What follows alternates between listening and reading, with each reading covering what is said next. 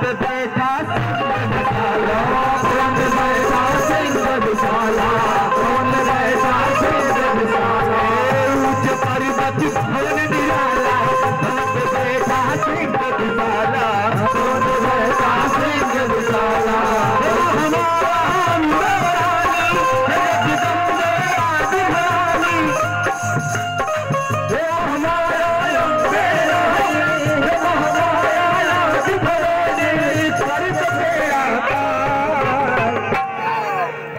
अपना अपना बेड़ा पार करवाना चाहते हो ना।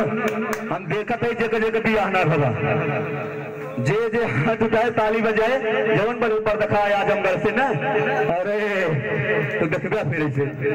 तो कर दो बेड़ा पार मैया कर दो बेड़ा पार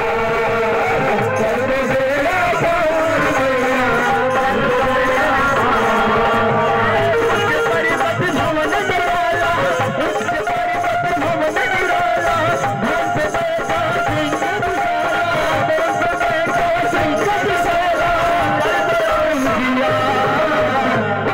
सजा